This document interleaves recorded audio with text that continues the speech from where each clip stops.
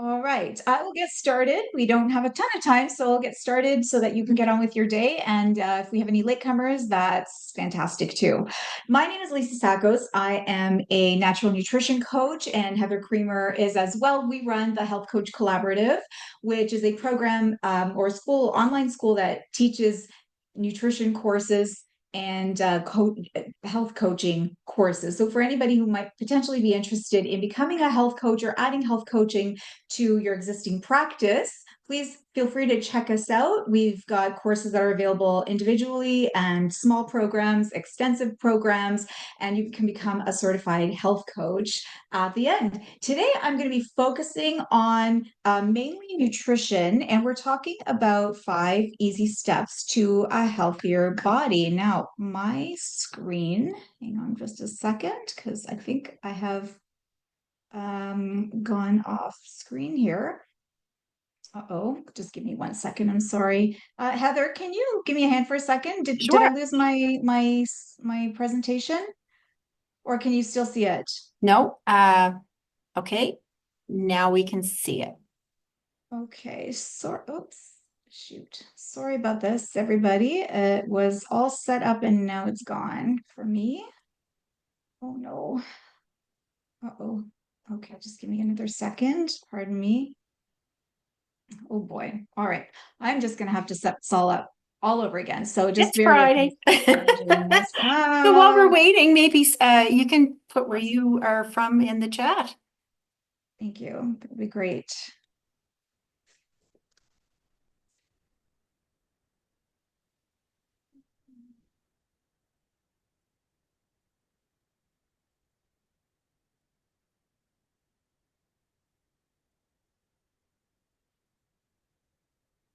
Oh my goodness. Okay. Can you see the presentation now, Heather? Oh, no, I can't. Sorry. Darn it. Okay. I guess it is Friday. All right, I will start introducing the topic regardless because I have done this presentation 100,000 times, so I'm familiar with the content anyways while we're getting started. So, just to give you a little bit of background about me, many years ago, I became a very overweight, unhealthy teenager and really struggled with health issues and especially with my weight. And being a teenager back in, oh my gosh, the 90s, when diet culture was at its peak, I was taking fiber pills and diet pills by the time I was 13 years old. And I think about my 15-year-old daughter, I was 2 years younger than she is now. When I was taking this stuff and going on extreme diets and doing everything I could to try and um, lose a little bit of weight. And of course, it backfired on me. So the consequence was that I continued to gain weight rather than lose it. And as I continued to gain weight, my diet became more unhealthy, more extreme. My exercise habits became more unhealthy. I started exercising 1, 2, and I was up to 3 hours a day sometimes eating only 600 calories a day while exercising for up to 3 hours, and it just wasn't working for me. And it wasn't until I was in university and I decided to actually become a certified fitness trainer and take some courses to learn about exercise so that I could do it properly and maybe teach others, that I started to learn about nutrition, and not as far as diet culture nutrition and counting calories and counting fat grams, but learning about how the body actually works and how metabolism works, learning about metabolic health. Now, back then we didn't really use that term metabolic health like we do now, but essentially that's what I was learning about. I was learning about blood sugar levels, I was learning about thyroid and different hormones that play a huge role in metabolism as well as digestion and the digestive process. And as I started to apply some of what I was learning to my body, I decided I had to throw out my scale. I had to change my diet and eat natural whole foods that provided nourishment for these organs that I was learning about. I really wanted to improve my digestion. I mean, this is a little too much information, but I was constipated, my digestion was very slow, and I was determined to speed that up and to have normal bowel movements. And also, I was cold all the time because my thyroid was low. I was verging borderline hypothyroid fix that too with nutrition and by introducing more minerals to my diet. So it was a very interesting learning process for me. And after a year, I had lost so much weight that I was looking at a photo of myself and realized that I was actually too skinny to go the other way and had to start gaining weight and found that that was more difficult than losing weight. Now, this seminar is not about weight loss. This is about making lifestyle changes and making them with learning, with awareness, with education so that they stick, so that they become more permanent. Now, I've been working with clients for over 25 years, and I see this pattern with clients who are, especially those who are all or nothing. They make extreme changes. They go home after, learning something, reading a book, going to a seminar, whatever it is that they've learned it from a neighbor, or even going home and making drastic changes or going on an extreme diet. And it might last for 3 weeks, 3 months, but then they fall off the wagon. They go to a wedding or a holiday comes around, or they go away on holidays and everything just, or they have a bad day sometimes. And then they're right back to square one. They haven't really learned anything. So today we're going to talk about a few small changes. Some are big changes, but small, most of them can be implemented very slowly and they're not drastic at all. But I'm going to teach you the idea behind them. And a lot of them you've probably implemented, or maybe you had for a while and you kind of, again, fell off the wagon or forgot about it. But all of them play a big role in your metabolic health. And metabolic health is so important because it manages everything: your blood sugar, your cognitive health, your sleep patterns, your hormones, your liver detoxification, the way you feel from moment to moment, the way you think from moment to moment. So, this is what we're discussing over the next half hour. Now, Heather, can you see the slides yet, or are they still not there? I'm not seeing any slides. You're not seeing. Okay, okay. All right. So, let's do a share one more time. The first one, and you'll see it in just a moment, is balancing blood glucose. Now, you might be rolling your eyes because I know we hear about balancing blood sugar all the time, but there are some really important reasons to balance your blood sugar. And if you have to make one change in your diet, this would be it, is to make blood sugar an absolute priority. Okay, let's see. Can you see it now? It says your start. Yes, I see. Okay. I see one. Okay, great. So let's go to slideshow and come on, move away from there. You might have to enable editing. There, no, it's okay. I have it. Okay. So, use presenter view from current slide. All right, we're there. Yeah, you can see Yes, it? we Yay, do. okay. Thank you. Thanks everyone for your patience. Okay, so balance your blood sugar. So first thing, of course, is to get rid of all the white stuff. The white stuff is the white bread, white pasta, white sugar, anything with refined sugars in it. You look at a package, and if you notice some sugars listed there, or you can look at the carbohydrates, and then below that, you'll see the sugars. Those are added sugars for the most part. These are the foods we want to limit or replace with more fiber-rich, complex carbohydrates. So the brown stuff, right? Brown rice, quinoa, oatmeal, corn, beans, legumes, sweet potatoes, or potatoes with the peel in general. That is the first step. Now, you probably already know that because this is what we hear about. But another very, very important step, and one that I see my clients kind of missing out on regularly, is making sure that every time you eat a carbohydrate food, you pair it with a protein food. This is a principle that's becoming a basic principle. There is loads and loads of research that shows that when you have carbs alone, even if they're complex carbs, your blood sugar will climb. Now, a simple carb like white pasta, for example, or just eating a cookie or a muffin is going to cause a spike in your blood sugar. And what goes up must come down. So a spike is going to be followed by a crash.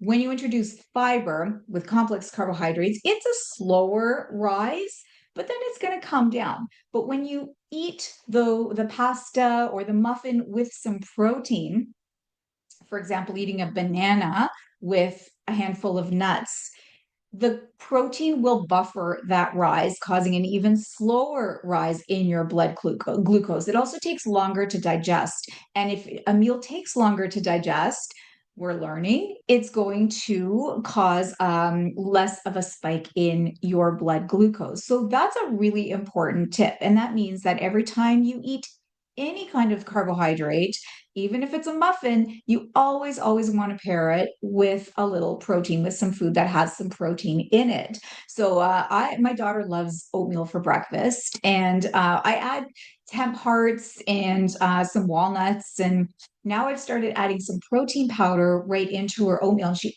absolutely loves it. Some people don't really like the texture, but she loves it, and she feels satiated for a much longer period of time. And she also finds that when she goes to school, she's more focused when she has the protein powder along with the oatmeal. Versus when you just eat carbs alone, even something like oatmeal, again, you're going to feel well for a while, but as your blood sugar comes down, you start to get those symptoms where you start to feel a bit. Some people will start to feel nervous and shaky, and perhaps headachy or hangry, and very, very hungry. And when you get to that point where you're very hungry, we tend to lose our control over the choices we're going to make for our next meal. But there are lots of other tricks and tips for balancing your blood sugar. And one of them is to add cinnamon. I love this one.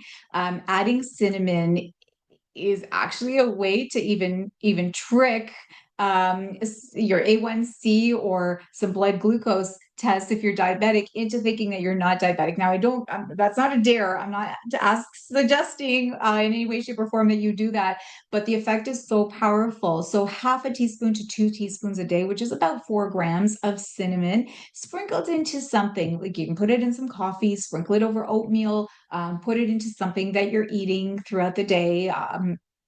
And this will help prevent the spike in your blood sugar. Now, another really interesting trick is having some vinegar before you eat carbohydrates, before you eat a starchy meal. For example, if you're going to have a pasta dinner, take a tablespoon of any kind of vinegar. It could be apple cider vinegar, which I would highly recommend because it's also got probiotic properties, or it could be just any type of vinegar that you have on hand, and put about a tablespoon into a small glass of water, maybe half a glass, as much as you can tolerate, and drink that about 15 minutes before you eat your starchy or carbohydrate based meal. And the acetic acid in the vinegar will buffer that rise in blood glucose. And this has been well researched. You can find more information out about it. And it's actually quite effective.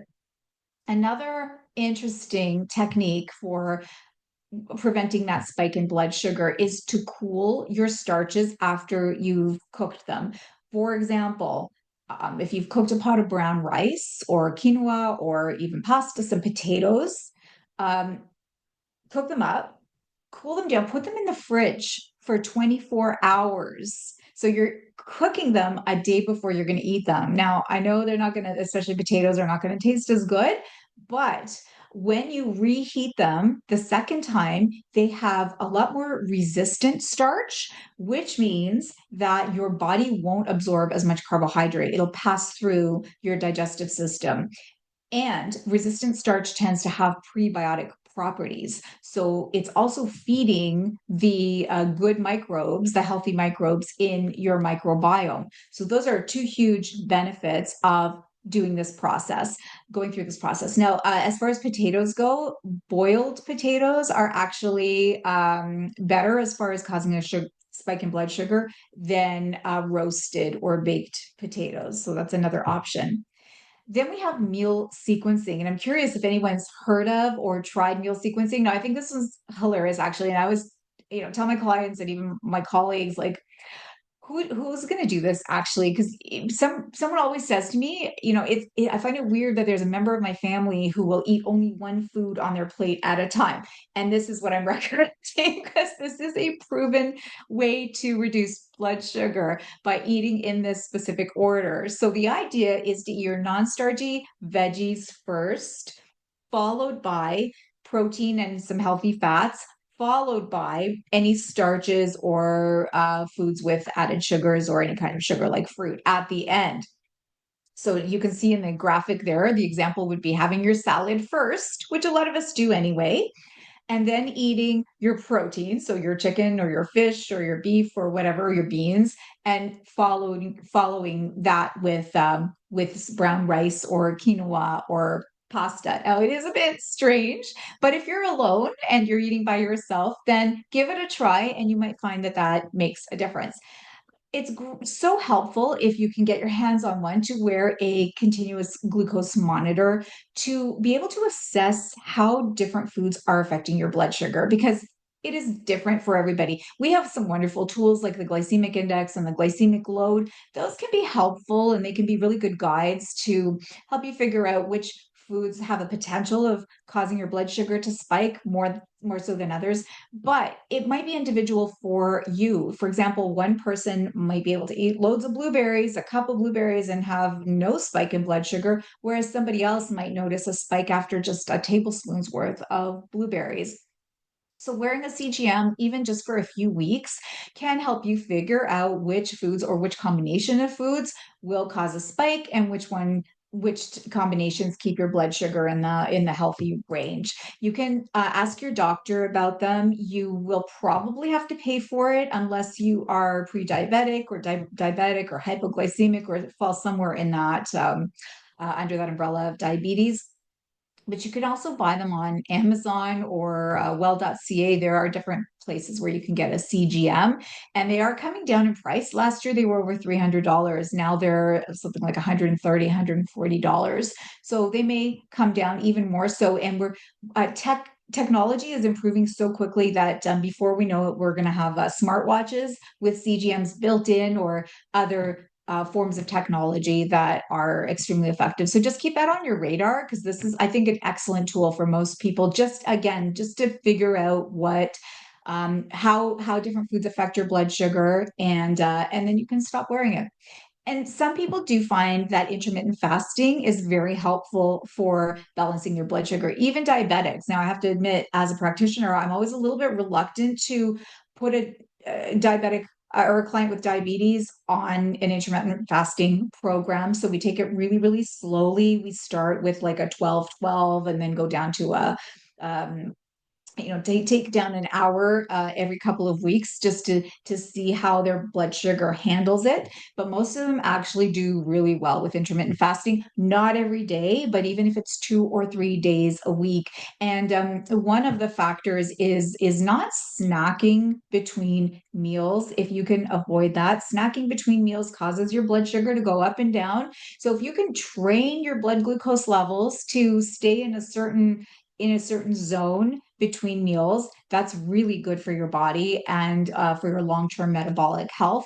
And definitely that overnight fast is really, really key for all of us at all ages. So maybe cutting your eating by 8 o'clock at night and then not eating again until like 7 or 8 the next day, giving your body that good 12-hour fast whenever possible is really important.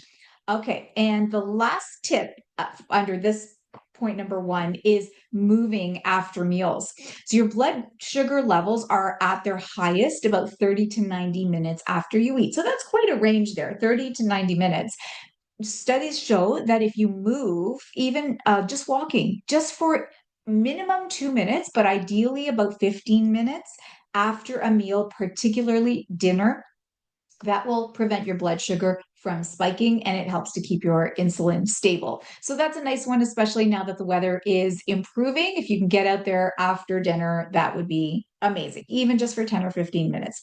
All right, protein at each meal is point number two. And this one is so key. I mentioned having protein with every carbohydrate food, and a lot of people have moved to a more higher protein or protein dominated type of meal plan, which is fine, although science is starting to push back a little and telling us that maybe we're a little too focused on protein. We'll see. We'll see. It always goes back and forth. Every decade, it's like high carb, high protein, high carb, high protein, high fat, high protein, high carb. So we'll see where the next few years take us as far as research goes. But for the time being, it is essential that we do have some protein at every single meal. And studies are supporting the idea of having a minimum of 20 grams of protein, up to 35 grams, depending on your fitness level, on your size, and on your age. All three of those factors play a role in the amount of protein that you need every single day and at each meal. And the reason why I'm emphasizing each meal is because for most of us, like whatever range of protein you want to have per day, um, most of us, if you're going to get 20 grams per breakfast, lunch, and dinner, that's already 60 grams by the end of the day. And if you throw in a couple of other protein sources here and there, then you've met your daily requirements. So it's not that hard to meet your protein targets if you can focus on getting that protein source at each meal. And the chart there shows you some sources of protein. Eggs don't have as much as you would expect. A lot of people think that if I just eat a couple of eggs a day, then that's their target. But even two large eggs only gives you about 16 grams of protein for breakfast. Breakfast is the most important meal of the day for protein. And if you're intermittent fasting and you don't start eating until later in the day, that's fine too. But make sure that your first meal of the day contains as much protein as you can possibly get in there to keep your blood sugar levels steady throughout the day, because that first meal of the day is going to set the stage for your blood sugar for the entire day. And protein at your first meal also changes your cognition. It makes you feel more alert, more focused. It supports your memory and just cognition overall, and your mood, and of course, your appetite. So, those are all good things. Okay, I love point number three. This has been a fun one to talk about for the last couple of years, ever since research found that eating 30 unique plants every single week supports microbial diversity in your microbiome. So, what that means, there's over trillions and trillions of microbes living in your gut microbiome, over 1,000 different species of microbes living in your microbiome, and they seem to control everything. They control our immune system, they control our gut health, obviously, they manage our brain health because there is a connection from the gut to the brain via the vagus nerve, which is the largest nerve in the body, and the messages that are transmitted back and forth determine how we're going to behave from moment to moment, how we're going to deal with stress, how we sleep at night, and on top of all the physical factors that roles they play in our physical health. So 30 different plant foods support the microbiome in such a way that it improves microbial diversity, which means you have different strains of microbes, and the more, the better for your overall health. So at first you hear that and you're thinking, 30, that's like outrageous. I don't get 30 plant foods in a week. But if you think about it, it includes not just fruits and veggies, it also includes beans, nuts and seeds, all the grains that you eat, and herbs and spices, both dried and fresh. So that's a lot of options. That's a lot of options. And that beautiful graphic there shows you all the different options. So let's say for breakfast, you have sprouted bread with avocado on it and maybe some tomato slices. And of course, you want your protein in there. So you're going to have an egg. The egg does not count, obviously, as a plant food, but you've already got, if you've got like a spread in multigrain bread, for example, how many different grains are in that multigrain bread? Look at the label. There might be 3 or 4 different ones in there. And then if you add some cilantro or some parsley on top, that's another one. So already for breakfast, you've got 5 different plant foods. And then for lunch, maybe a bean salad with different herbs in it or some spices, maybe sprinkle some turmeric in there, some chopped cucumber, some asparagus. It's not that hard to do, right? And so as I said earlier, we're a culture that really loves to count. We love to count calories and fat grams, and I counted fiber for a long time. Now I like to count my plant foods. So I do sum up at the end of my day, how many different plants did I eat? And on average, I'm getting about 15 to 17, which is not bad. It probably could be better. And again, you don't want it to be the same 15 every single day, right? Because we want to have 30 by the end of the week. It's really not that hard to do. So I challenge you to focus on that this week, and especially on polyphenols, because polyphenols are a group of they're antioxidants that have powerful anti-inflammatory properties, and they are just quite amazing. You find polyphenols primarily in the berries, and this is one of the reasons why berries are so good for our health. So it's raspberries, strawberries, blueberries, blackberries, those are the big ones. We also find polyphenols in beans, especially black beans.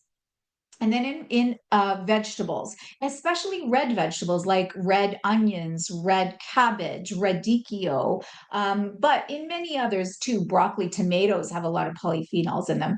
And then we also find polyphenols, and you're going to love this, in dark chocolate. That's why it's on the screen. So dark chocolate, but it has to have 85% cacao content or higher. I know that's a lot, right? But you adapt, start with 60 and then move to a higher cacao content. And over time, you'll get to 85. And then anything less than that is going to taste way too sweet.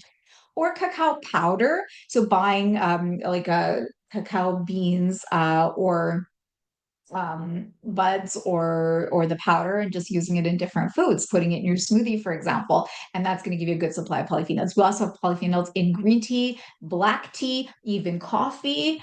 As long as you don't add sugar in it, the coffee is fine. And olive oil, which is an incredible source of polyphenols, actually. So think about the diet that has all of these in it, and it's the Mediterranean diet. The Mediterranean diet is probably so effective due to its polyphenol content, and some researchers suggest that it's the olive oil that makes the Mediterranean diet so healthy for preventing dementia and Alzheimer's disease, for overall mental and cognitive health over time, for preventing cancer, for preventing heart disease. It's quite amazing. So look at the polyphenols, and I just actually want to say one more thing about them before I move on, because there's an emphasis here on gut health as research continues to point in the direction of how important the microbiome is to our overall health. It seems to play a role in everything that's going on in our body at any given time. So a lot of these 5 steps are reflective of what's going on in the microbiome. Now, when you eat polyphenols, they feed a specific type of microbe in your gut called Akkermansia muciniphila. And Akkermansia, you may have heard of it. There's been a lot of talk about Akkermansia lately because it will those microbes help reduce blood sugar by making GLP-1. And GLP-1 is basically like what you take Ozempic for, or any of those GLP-1 drugs to slow down your digestion, to control your appetite, and to reduce your blood sugar, and also manage weight. So the more polyphenols, the more Akkermansia, the more GLP-1 your body makes, which will result in better metabolic health for your microbiome. It's amazing. The body is absolutely amazing. Okay, so moving on to number 4, because other foods and ingredients that will feed your microbiome have to do with fiber. The recommendations for fiber are quite high, actually. Anywhere from 21 to 38 grams of fiber a day. So when I work with clients, I like to recommend on average 25 grams of fiber a day. If we can have that as a target, then it's reachable, but we have to work towards it, right? Because the white stuff, white bread, white pasta, those foods, bagels and croissants, they lack fiber. And although the recommendation for fiber is well over 21 grams a day, most Canadians and Americans are only ingesting somewhere between 12 and 13 grams of fiber a day. So that's about half of the recommended intake. We know that it helps you have better bowel movements, but it also plays a significant role in blood sugar management. And fiber also, especially the soluble fibers, which are sticky, they bind to cholesterol, they bind to potentially dangerous hormones in the body and help remove them from the stool. But you have to have daily bowel movements in order for that to be happening. And they also support appetite control because they are filling. So when you eat a high fiber meal, you're satiated longer for a longer period of time than when you eat a meal with low fiber. And part of the reason for that is because those hunger signals are literally signaled by your blood sugar. So when your blood sugar is low, your brain is signaled to start those hunger pangs and tell you that you are hungry and that it's time to eat. So the more fiber, the longer it takes to digest that meal, the longer the time before you feel those hunger pangs again. And then you have more control over what you eat at your next meal, which is so, so critical because you can go a long period of time without eating. But if you're absolutely ravenous at your next meal and you overeat or you eat twice as much as you would have otherwise, then that's backfiring on you, right? I struggle with that sometimes too when I get distracted and I forget to eat. So here are some good fiber sources. Beans and lentils are right at the top, and they're my favorite, especially lentils. They are high in fiber, high in protein. They are inexpensive. They cook up really fast. They're so versatile, and you can use lentils, mix them into like a meat sauce with ground chicken or ground meat if you eat animal foods to make a meat sauce for pasta or rice or lasagna or whatever it is that you're having. Chili is incredible. It's such a great opportunity to throw in a lot of vegetables that maybe are not so fresh anymore that you would otherwise put in the composter and getting lots of vegetables and lots of fiber into your body. So there's some good sources there you can include at will. And by the way, if you are finding that it's just too hard for you to eat foods that are high in fiber, there are always the fiber. I don't like to call them supplements per se because I use them as food, like chia.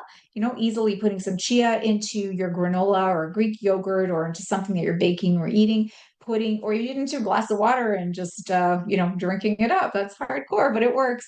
Or ground flax seeds, which is my absolute favorite.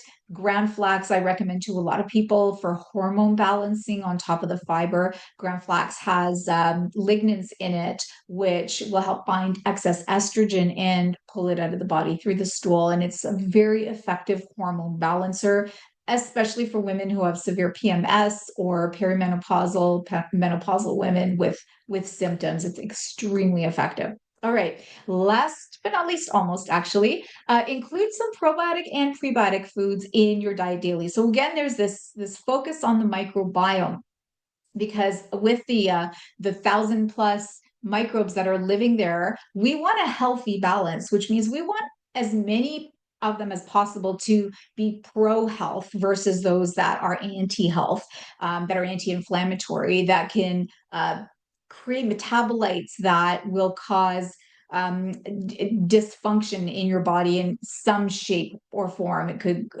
have to do with metabolic health or cognitive health or pro-cancer or pro-inflammation. They work in many different wild and wonderful ways. So probiotics and prebiotics basically feed the microbes in your body. Now, probiotics are actually living microbes that you're putting right into your body from the foods that you're eating. So foods like fermented vegetables, which you can easily make yourself, or you can try buying some real sauerkraut, not the kind that's sitting in a jar in the aisle of your grocery store. There aren't a lot of live microbes in there. You want the kind that's refrigerated, that's fermented in the traditional way. Same with kimchi. Just a forkful a day will supply enough probiotics to build up your microbiome. Some Greek yogurt or kefir. My family loves kefir.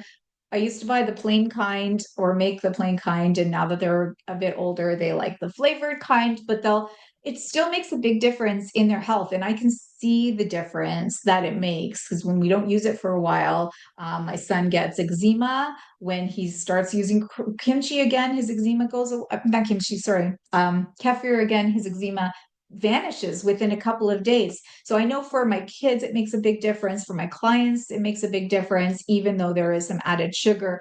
Or if you can buy the plain kefir, you can use that in salad dressings. It's fantastic in salad dressings, or just put it, mix in some raspberries or some fresh fruit and make your own flavored kefir. I used to do that, but now I'm too busy.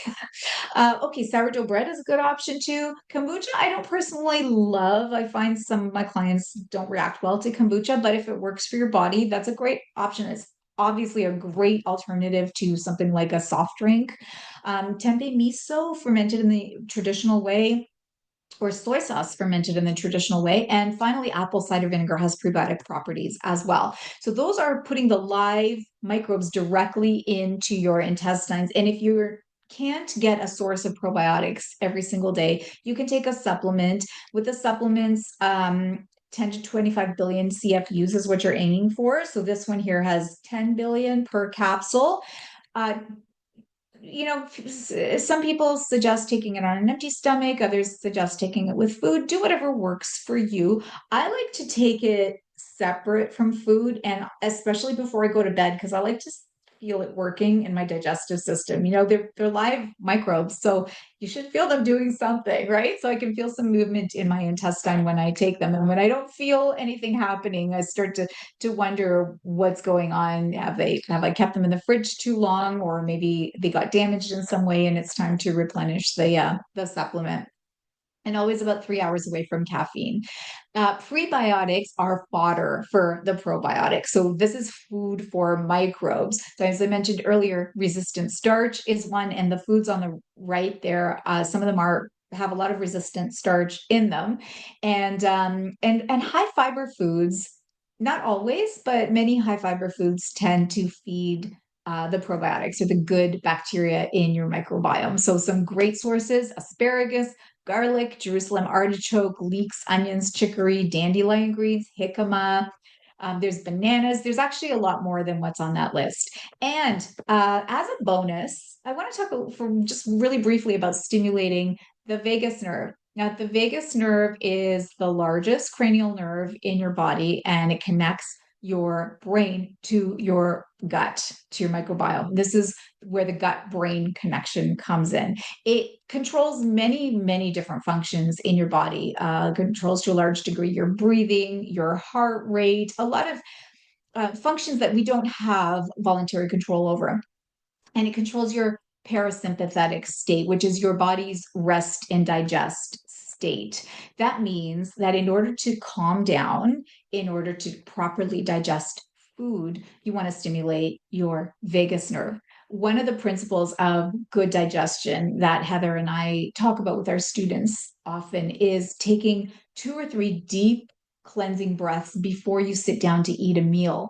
Because when you're stressed, you're not in the rest and digest state, which means that your mouth will not produce the saliva that's needed to digest your food. Your stomach won't produce the gastric acids that are needed to digest your food. Your small intestine doesn't get the different enzymes from your supplementary digestive organs that it needs to digest the food that you just ate. So when you're eating in the car, when you're eating while you're watching a scary movie or watching the news, which is worse than a scary movie these days, or any days really, when you're anxious about things, you're eating at your desk, which so many of my clients do almost every single day. They're not even thinking about their food, right? All of these factors will interfere with the way that we are able to digest a meal. And then we end up with heartburn and acid reflux and gas and bloating and burping. And then over time, that can worsen and amount to GERD or IBS or even worse digestive problems. Actually, speaking of IBS, the vagus nerve is a great example here because have you ever noticed that sometimes when you're feeling very stressed, you might experience loose stools, diarrhea, even?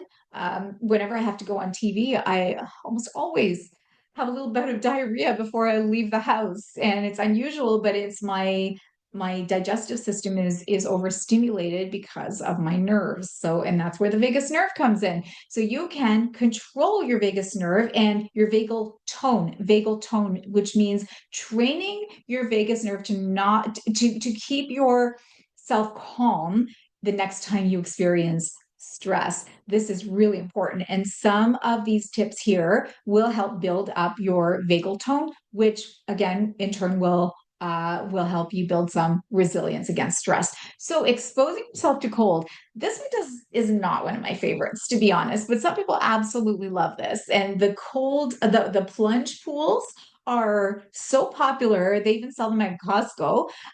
Taking a cold shower, even just splashing cold water on your face, this will stimulate your vagus nerve. So when you're feeling anxious, this is something you can try to help calm you down.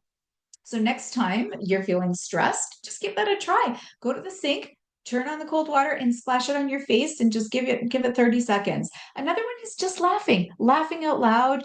There are even some gyms or clinics offering laughter therapy sessions with groups of people. You just start laughing, and you know it's contagious, right? So once a couple of people start laughing, then it spreads, and then you can't stop. And next thing you know, you have a bellyache from laughing so hard. Gargling or humming for anywhere from 30 seconds to a minute, the longer the better. Chanting either on your own or within a group, which is really nice if you can find a group in your area. It's actually a beautiful experience, and there's nothing more calming than chanting with a group of people. Or if you go to church, when you sing hymns, it's the same type of experience. And again, with singing, the slower you sing, the better. And obviously, deep breathing. So, like I said earlier, even three nice deep breaths will switch your nervous system state from the sympathetic, which is the fight or flight, to the rest and digest.